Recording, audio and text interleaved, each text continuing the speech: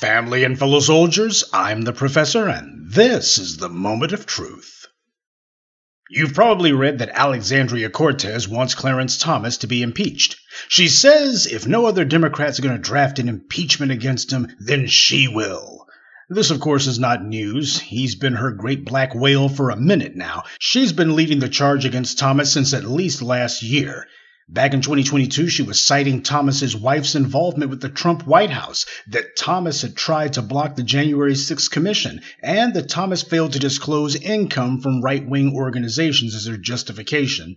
This was last year, so the white media's breathless coverage of it now, while still truthful, is nonetheless old news. Though it is interesting that Cortez is the one leading the charge, the Democrats have been angry about the right-wing majority on the Supreme Court ever since it happened. But the blame for that one lies on Ruth Bader Ginsburg. Oh, but they're not about to blame her. She's their little saint. They put her on a pedestal a long time ago, and they're not about to go ahead and cast any aspersions on her now or ever. She refused to retire during the Obama years, even though she knew she wasn't in the greatest health. So when she died and Trump appointed Amy Barrett to take her place, that falls completely on Ginsburg. And now there's 6 conservatives on the Supreme Court. Democrats will have to get at least 2 seats back just to get a majority again. And were it not for the Republicans having had the majority in the Senate when Obama tried to put Merrick Garland on the court, the Democrats would have had at least 4 seats right now. Botch after botch. Ever since Mitch McConnell stalled the nomination of Garland, claiming that it was an election year, so they had to wait to see who the new president would be. And then 4 years later, Republicans went back on that claim when Trump was up for re-election. They rammed through the confirmation of Amy Barrett. Democrats have been spoiling for some payback. Now, who are they going to run off the Supreme Court? Democrats are kind of playing their own little dysfunctional, awkward, half-brained game of hardball on this one, though they're not playing it very well. You could go after Sam Alito. God knows he's old enough, 73 years old, but I don't know if he has any underlying health conditions, certainly nothing terminal. Chief John Roberts has epilepsy and suffered a fall some years back, but if he's had any recurring episodes, he's successfully kept that secret. Even if he has had more seizures, though, that doesn't count as making him mentally deficient, which would be one of the very few ways to force a justice off the court. So that leaves Clarence Thomas. He's the eldest justice on the court, but he's in good health, so about the only way to get him out of there is to prove that he's so corrupt that he must be impeached. So if possible, Democrats would love to force an opening on the courts, and it looks like they got a person of color to take point on that one for them. Obviously, Uncle Thomas will get no support from the new black media or any black folks with half-decent sense. He's spent decades now playing the fool for white supremacy. He's always done whatever he thought would personally benefit himself in any particular moment. Fun fact, did you know that Clarence Thomas was affiliated with the Black Panthers back when he was in college in the 70s? Notice I said affiliated. I didn't say he was a member, but he was loosely, very loosely associated with them.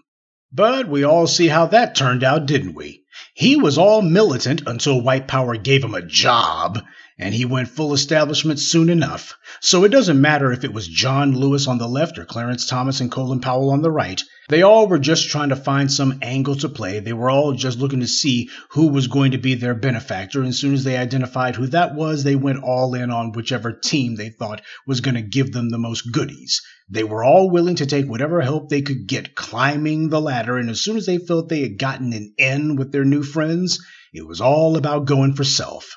Clarence Thomas went from Black Panther wannabe to yellow-bellied coward. And if Thomas's self-centered betrayal of the community sounds familiar, it should, because Bobby Rush did the same thing. He's become a walking disgrace the last 25 years or so, and truth be told, when he was a young man, he was no profile in courage back then either.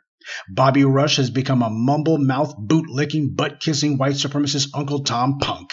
There have always been serious questions about Rush's activities back then, the people that he ran with, questions about what he was doing and with whom. Fred Hampton had been brutally murdered, and he was set up to be killed by another member of the Black Panthers. So no, I do not consider it to be inappropriate or rude for me to be looking at Bobby Rush all funny and going, your behavior sure does seem like agent behavior. And if so, how long you been on the payroll, Bobby? Bobby Rush went from Black Panther wannabe to a doggone house cat real fast. It's only common sense to ask questions about what he's been doing all these decades and for whom. These are the guys who were in the Black Panthers back in the day, or at least in the case of Clarence Thomas, in their orbit. That is why the Black Panthers were so easily destroyed. They let the agents and traitors in by the front door and gave them the keys to the kingdom. Now, the white left has had it in for Thomas, and he deserves it, but my issue is that they're talking about impeaching him, and that's fine, except they always come after a black person first, when it's time to set some damaging precedent. When they want to do some kind of infamous first, they make sure they put a black face on it. Now, if what they were looking to do was to impeach somebody, they could have and should have impeached Antonin Scalia, but of course they would never do that. They want it to be Clarence Thomas. When they talk about Supreme Court justices who step over the line, whose spouses are up to their necks in dirty dealings, they make sure to maintain that steady drumbeat about him.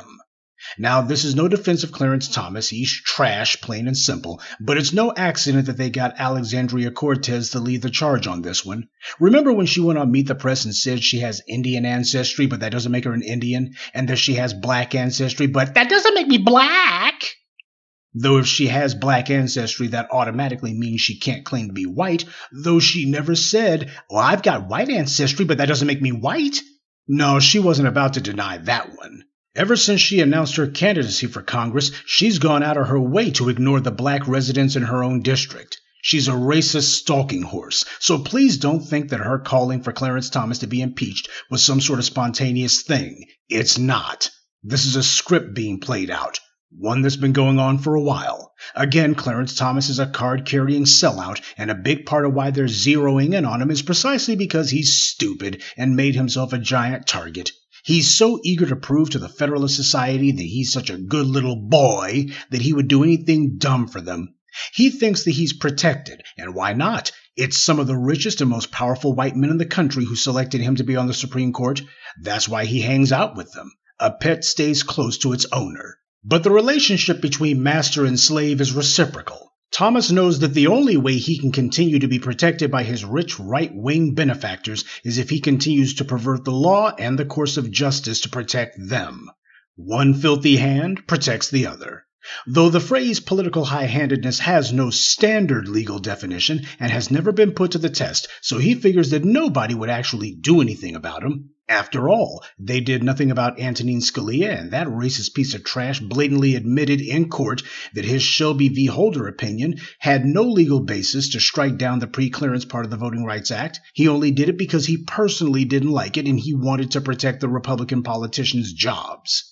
Scalia actually said that, by the way. Read his ruling. He said he didn't like the pre-clearance provision and that the politicians would never change it because they were scared of the voters, and since the lawmakers wouldn't change the law to suit Scalia, he would use his position to change it.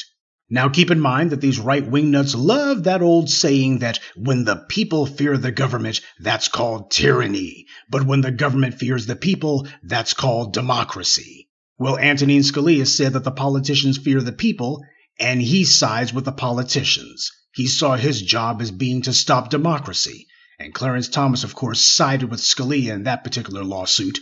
But Clarence Thomas isn't white, so he won't be getting the protection that racial privilege provides. All his little fishing trips and overseas sleepovers that his wealthy benefactors have given him, where he gets to sit around with them and pretend that he's part of the dominant society, that comes to an end. You look at all these photos of Thomas and you see that it's rare where he appears with black people. He has a strong disdain for black people, and I'll bet he's had one for a very, very long time. When you look at how easily he's changed allegiances in the past, you see that there's a reason he fit in so well with the white supremacists. He shares white supremacy's values, its ethos, situational ethics. When he was young, white power wasn't opening any doors for him, so he wanted to be a radical. When in reality he was just auditioning for a job with white power, and as soon as he got that job, he stopped being a radical, well, at least being a phony pretend radical for black power. He became a radical for white power instead. When he ran into that bump in the road at his confirmation hearing back in the 90s, he claimed he was being lynched in the media for being uppity. Never mind that his new circle of friends were the main ones who used language like that. One more thing, when you see Uncle Thomas hanging out with his non-black pals, do you know who he reminds me of? Oprah Winfrey. She also likes to pal around on the boats of the white media figures who she depends on for every crumb of her daily bread. See, black empowerment has many faces, but bootlicking always looks the same. As he sees it, he's escaped blackness. He escaped it a long time ago. He's not a black man now. His fate is going to be different and better than the rest of black America. Far as I'm concerned, he deserves whatever he gets, and since white power always breaks its tools, whatever he gets won't be pleasant. But don't let the white liberals fool you. They're not doing this to do us any favors, and they didn't choose to go after him by chance either. Thomas will end up like Robert Bork and Herman Cain and Herschel Walker. The white right only uses these fools as sock puppets so they can point to them and say, here's our black friend over there, way over there. Like Donald Trump did when he was at his rallies saying, there's my black people over there, there's my black people. But they're not sticking their necks out for people like Clarence Thomas. If Ocasio-Cortez and her pals put enough heat on Clarence's alleged benefactors, they'll roll right over on him quick. None of them are going to put themselves out on his behalf, any more than they did for Herman Cain or Herschel Walker. Clarence Thomas became a famous first 30 years ago because he became the first Supreme Court nominee who was accused of being a sexual predator. In fact, I can't think of any nominee that Congress had to vet who was accused of that. So when it comes time to set some sort of societal precedent, particularly when it's for something bad, they always want to make black people the face of it. Even if walking filth like Sam Alito or Neil Gorsuch were taking selfies on Elon Musk's yacht with him shoving $100 bills up their behinds, we'd still see the focus being put on Clarence Thomas regardless.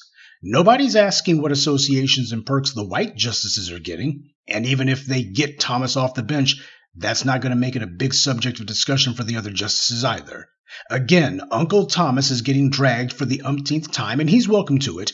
I'm reminded of the old saying that character is destiny, which becomes doubly ironic considering Clarence Thomas never had any to begin with.